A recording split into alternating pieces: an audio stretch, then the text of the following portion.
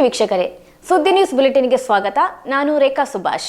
ಪಂಚರಾಜ್ಯಗಳ ಚುನಾವಣೆಯಲ್ಲಿ ಪಶ್ಚಿಮ ಬಂಗಾಳ, ಅಸ್ಸಾಂ, ಪುದುಚೇರಿಯಲ್ಲಿ ಬಿಜೆಪಿ ಬಹುಮತ ಪಡೆಯುತ್ತಿದ್ದಂತೆ ಸುಳ್ಯ ಬಿಜೆಪಿ ಮಂಡಲ ಸಮಿತಿ ವತಿಯಿಂದ ವಿಜಯೋತ್ಸವ ಸುಳ್ಯದ ಖಾಸಗಿ ಬಸ್ ನಿಲ್ದಾಣ ಎದುರುಗಡೆ ನಡೆಯಿತು. ವಿಜಯೋತ್ಸವದಲ್ಲಿ ಶಾಸಕಿ ಭಾಗೀರಥಿ ಮುರುಳಿಯ, ಮಂಡಲ ಸಮಿತಿ ಮಾಜಿ ಅಧ್ಯಕ್ಷ ಹರೀಶ್ ಕಂಜಿಪಿಲಿ, ಬಿಜೆಪಿ ಮಂಡಲ ಅಧ್ಯಕ್ಷ ವೆಂಕಟ್ ಒಳಲಂಬೆ ಮಾತನಾಡಿದರು. ಬಿಜೆಪಿ ಪ್ರಧಾನ ಕಾರ್ಯದರ್ಶಿ ವಿನಯ್ ಕುಮಾರ್ ಖಂದಡ್ಕ, ಮಹಿಳಾ ಮೋರ್ಚಾ ಅಧ್ಯಕ್ಷೆ ಇಂದಿರಾ ಭೀಕೆ, ಪ್ರಮುಖರಾದ ಪ್ರದೀಪ್ ರೈ ಮನವಳಿಕೆ, ರಾಕೇಶ್ ರೈ ಕೆಡೆಂಚಿ, ಸುಬೋಧ್ ಶೆಟ್ಟಿ ಮೇನಾಲ, ರಾಜೇಶ್ ಶೆಟ್ಟಿ ಮೇನಾಲ, ವಿಕ್ರಮ್ ಅಡ್ಪಂಘಾಯ, ಅವಿನಾಶ್ ಕುರುಂಜಿ, ಜಗನ್ನಾಥ ಜಯನಗರ, ಸೋಮನಾಥ ಪೂಜಾರಿ, ಸುನಿಲ್ ಕೇರ್ಪಳ, ವಿಜಯ ಆಲಡ್ಕ, ಬೂಡು ರಾಧಾಕೃಷ್ಣ ರೈ, ಕೃಷ್ಣ ಎಂಆರ್ ಕಡಬ, ಕೃಷ್ಣಯ್ಯ ಮೂಲೆತೋಟ, ನಾರಾಯಣ ಶಾಂತಿನಗರ, ದಾಮೋದರ ಮಂಚಿ, ಅಶೋಕ್ ಅಡ್ಕಾರು, ಜಿನ್ನಪ್ಪ ಪೂಜಾರಿ ಕಲ್ಲುಮುಟ್ಲು, ಶಶಿಕಲಾ ನೀರಬಿದಿರೆ, ಪುಷ್ಪ ಮೇದಪ್ಪ, ಜಗದೀಶ್ ಸರಳಿಕುಂಜ, ಪ್ರಣೀತ್ ಕಣಕೂರು, ವಿಜಯಕುಮಾರ್ ಕುರುಂಜಿಗುಡ್ಡೆ, ಚಂದ್ರಶೇಖರ ನಿಡಿಲು, ದಿವ್ಯಾ ಮಡಪಾಡಿ, ಬಾಲಚಂದ್ರ ಕೂಟೇಲು, ಹರಿನಾಕ್ಷಿ ನಾರಾಯಣ, ಶಿವರಾಮ ಕೇರ್ಪಳ, ಸುರೇಶ್ ನಾಯ್ಕ್ ಜಯನಗರ, ಚನ್ಯ ಕಲ್ತಡ್ಕ, ಗಂಗಾಧರ ಸವಣೂರು, ಜಗದೀಶ್ ಸರಳಿಕುಂಜ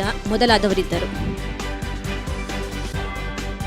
ಪಂಚರಾಜ್ಯ ಚುನಾವಣೆ ಫಲಿತಾಂಶದಲ್ಲಿ ಪಶ್ಚಿಮ ಬಂಗಾಳ, ಅಸ್ಸಾಂ, ಪುದುಚೇರಿಯಲ್ಲಿ ಬಿಜೆಪಿ ಜಯಬೇರಿ ಬಾರಿಸಿದ ಹಿನ್ನೆಲೆಯಲ್ಲಿ ಬಿಜೆಪಿ ಗ್ರಾಮ ಸಮಿತಿ ಬಾಳುಗೋಡು 233 ಬೂತ್ ಸಂಖ್ಯೆಯಲ್ಲಿ ಸಂಭ್ರಮಾಚರಣೆ ವಿಜಯೋತ್ಸವ ನಿನ್ನೆ ಆಚರಿಸಲಾಯಿತು. ವಿಶೇಷವಾಗಿ ಪಶ್ಚಿಮ ಬಂಗಾಳದ ಬಿಜೆಪಿ ಗೆಲುವು ದೇಶದ ಭದ್ರತೆ ದೃಷ್ಟಿಯಲ್ಲಿ ಅತಿ ಮುಖ್ಯವಾದುದು ಎಂದು ವಿಜಯೋತ್ಸವವನ್ನು ಆಚರಿಸಲಾಯಿತು. ಈ ಸಂದರ್ಭದಲ್ಲಿ ಸುಳ್ಯ ಬಿಜೆಪಿ ಮಂಡಲ ಸಮಿತಿ ಸದಸ್ಯ ಚಂದ್ರಹಾಸ ಶಿವಾಲ, ಗ್ರಾಮ ಸಮಿತಿ ಅಧ್ಯಕ್ಷ ರಾಧಾಕೃಷ್ಣ ಕಟ್ಟೆಮನೆ, ಶಕ್ತಿ ಕೇಂದ್ರ ಪ್ರಮುಖರಾದ ಜಯಂತ ಬಾಳುಗೋಡು, ಗ್ರಾಮ ಸಮಿತಿ ಕಾರ್ಯದರ್ಶಿ ಅಜೇಯ ಪೊಯ್ಯಮಜಲು, ಬಿಜೆಪಿಯ ಹಿರಿಯರಾದ ಸುಂದರಗೌಡ ಮಚ್ಚಾರ, ಜನಾರ್ದನ ಬಾಳುಗೋಡು ಹಾಗೂ ಕಾರ್ಯಕರ್ತರು ಸಿಹಿ ತಿಂಡಿ ಹಂಚಿ ಪಟಾಕಿ ಸಿಡಿಸಿ ಸಂಭ್ರಮಿಸಿದರು. ಪ್ರಪಂಚದಲ್ಲಿ ದೊಡ್ಡ ಭಾಷಾ ಸಂಘಟನೆಯಾಗಿರುವ ಕನ್ನಡ ಸಾಹಿತ್ಯ ಪರಿಷತ್ ಸಂಸ್ಥಾಪನಾ ದಿನವನ್ನು ಸ್ಮರಿಸುವ ಕಾರ್ಯ ಶ್ಲಾಘನೀಯ. ಸಂಸ್ಥಾಪನಾ ದಿನಾಚರಣೆಯನ್ನು ಆಚರಿಸುವುದೆಂದರೆ ನಮ್ಮ ತಂದೆ ತಾಯಿಯನ್ನು ಸ್ಮರಿಸಿದಂತೆ ಎಂದು ವಿಶ್ರಾಂತ ಪ್ರಾಧ್ಯಾಪಕರು ಮತ್ತು ಸಾಹಿತಿಗಳಾದ ಪ್ರೊಫೆಸರ್ ಸಂಜೀವ ಕುತ್ಪಾಜೆ ಹೇಳಿದರು. ಅವರು ಕನ್ನಡ ಭವನದಲ್ಲಿ ಇಂದು ಸುಳ್ಯ ತಾಲೂಕು ಕನ್ನಡ ಸಾಹಿತ್ಯ ಪರಿಷತ್ತಿನ ಆಶ್ರಯದಲ್ಲಿ ನಡೆದ ಕನ್ನಡ ಸಾಹಿತ್ಯ ಪರಿಷತ್ ಸಂಸ್ಥಾಪನಾ ದಿನಾಚರಣೆ ಕಾರ್ಯಕ್ರಮದಲ್ಲಿ ಉಪನ್ಯಾಸ ನೀಡಿದರು. ಅಧ್ಯಕ್ಷತೆಯನ್ನು ಕನ್ನಡ ಸಾಹಿತ್ಯ ಪರಿಷತ್ನ ಅಧ್ಯಕ್ಷ ಚಂದ್ರಶೇಖರ್ ಪೇರಾಲು ವಹಿಸಿದ್ದರು. ವೇದಿಕೆಯಲ್ಲಿ ಕರ್ನಾಟಕ ಸಾಹಿತ್ಯ ಪರಿಷತ್ ಪಂಜ ಹೋಬಳಿ ಘಟಕದ ಅಧ್ಯಕ್ಷ ಬಾಬುಗೌಡ ಅಚ್ರಪ್ಪಾಡಿ, ಸುಳ್ಯ ಹೋಬಳಿ ಘಟಕದ ಅಧ್ಯಕ್ಷ ಚಂದ್ರಾವತಿ ಭಡಡ್ಕ, ಕರ್ನಾಟಕ ಸಾಹಿತ್ಯ ಪರಿಷತ್ ಜಿಲ್ಲಾ ಪ್ರತಿನಿಧಿ ರಾಮಚಂದ್ರ ಪಲ್ತಡ್ಕ, ಗೌರವ ಕಾರ್ಯದರ್ಶಿಗಳಾದ ಶ್ರೀಮತಿ ಚಂದ್ರಮತಿ ಕೆ ಮತ್ತು ತೇಜಸ್ವಿ ಕಡಬಳ, ಗೌರವ ಕೋಶಾಧಿಕಾರಿ ಜಯನಂದ ಆಳ್ವ ಉಪಸ್ಥಿತರಿದ್ದರು. ಬಳಿಕ ಕರ್ನಾಟಕ ಸಾಹಿತ್ಯ ಪರಿಷತ್ನ ಮುಂದಿನ ಕಾರ್ಯಕ್ರಮಗಳ ಕುರಿತು ವಿಶೇಷ ಸಭೆ ನಡೆಯಿತು.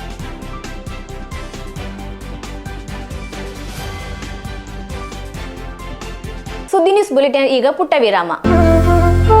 ಅತ್ತೆ, ಇದು ನನ್ನ ಬರ್ಡೇ ಗಿಫ್ಟ್. ಇದೆಲ್ಲ ಜೀವನದಲ್ಲಿ ನನಗೋಸ್ಕರ ತಗೊಂಡ್ಬಂದಿದ್ದಾರೆ. ನಿನ್ ಮೇಲೆ ತುಂಬಾ ಚೆನ್ನಾಗಿ ಕಾಣುತ್ತೆ.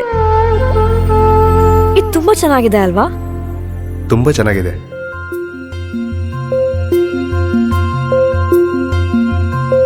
It will look really good on you. Amma? Mother is always son's first love.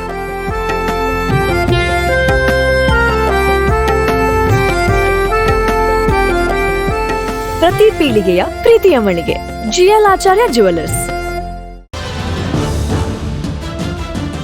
ನಮಸ್ತೆ ವೀಕ್ಷಕರೇ, ಸುದ್ದಿ ನ್ಯೂಸ್ ಬುಲೆಟಿನ್ಗೆ ಸ್ವಾಗತ. ನಾನು ರೇಖಾ ಸುಭಾಷ್.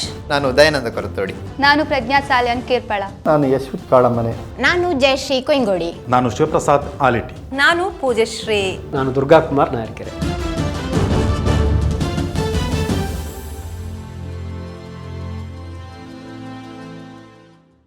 ವಿರಾಮದ ಬಳಿಕ ಸುದ್ದಿ ನ್ಯೂಸ್ ಬುಲೆಟಿನ್ಗೆ ಮತ್ತೊಮ್ಮೆ ಸ್ವಾಗತ.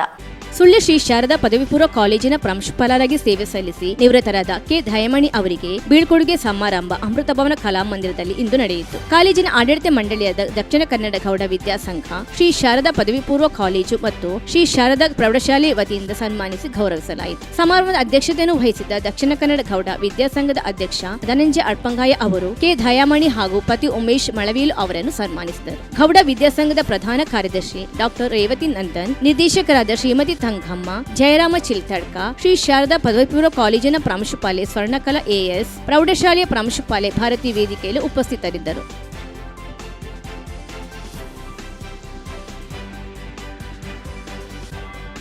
ಕಾಸರಗೋಡಿನ ಸುಳ್ಯಕ್ಕೆ ಮದುವೆ ಸಮಾರಂಭಕ್ಕೆ ಬಂದಿದ್ದ ಟೂರಿಸ್ಟ್ ಬಸ್ ಹಿಂತಿರುಗಿ ಹೋಗುತ್ತಿದ್ದ ಸಂದರ್ಭ ಬಸ್ಸಿನಲ್ಲಿದ್ದ ಮಕ್ಕಳು ಐಸ್ ಕ್ರೀಮ್ ಸೇವಿಸಿ ಅದರ ಕಪ್ ಮತ್ತು ನೀರಿನ ಬಾಟಲಿ ರಸ್ತೆಗೆ ಎಸೆದಿದ್ದು, ಈ ಸಂದರ್ಭದಲ್ಲಿ ಇದೇ ಮಾರ್ಗವಾಗಿ ಹೋಗುತ್ತಿದ್ದ ಕಾರಿನ ಮೇಲೆ ಈ ವಸ್ತುಗಳು ಬಿದ್ದಿದ್ದು, ಇದರಿಂದ ಆಕ್ರೋಶಗೊಂಡ ಕಾರು ಚಾಲಕ ಬಸ್ ಅನ್ನು ಹಿಂಬಾಲಿಸಿ ಒಡಬಾಯಿ ಬಳಿ ಬಸ್ ಅನ್ನು ನಿಲ್ಲಿಸಿ ಚಾಲಕನೊಂದಿಗೆ ಮಾತಿನ ಚಕಮಕಿ ನಡೆದ ಘಟನೆ ನಿನ್ನೆ ಸಂಜೆ ವರದಿಯಾಗಿದೆ. ಈ ಘಟನೆಯಲ್ಲಿ ಕಾರು ಚಾಲಕ ಬಸ್ಸಿನ ಚಾಲಕನನ್ನು ಪ್ರಶ್ನಿಸಿದ್ದ ವೇಳೆ ಬಸ್ಸಿನಲ್ಲಿದ್ದ ಪ್ರಯಾಣಿಕರು ಬಂದು ಕಾರು ಚಾಲಕನ ಮೇಲೆ ಗಲಾಟೆ ಮಾಡಲು ಆರಂಭಿಸಿದರು. ಈ ವೇಳೆ ಇದೇ ಸಂದರ್ಭದಲ್ಲಿ ಬಂದ ರಂಜಿತ್ ಪೂಜಾರಿ ಅವರು ಮಧ್ಯ ಪ್ರವೇಶಿಸಿ ಎರಡೂ ತಂಡದವರನ್ನು ಸಮಾಧಾನಪಡಿಸಿ ಕಳಿಸಿದರು ಎಂದು ತಿಳಿದು ಬಂದಿದೆ.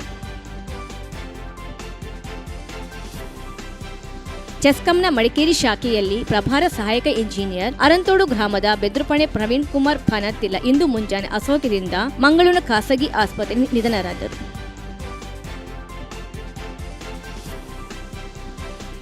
ಸುಳ್ಯ ಕಸಬಾ ಗ್ರಾಮದ ಕೆದಿಖಾನ ನಿವಾಸಿ ಹುಕ್ರಪ್ಪ ಎಂಬುವರು ಹೃದಯಾಘಾತದಿಂದ ನಿಧನರಾದರು. ಅವರಿಗೆ ಸುಮಾರು 56 ವರ್ಷ ವಯಸ್ಸಾಗಿತ್ತು.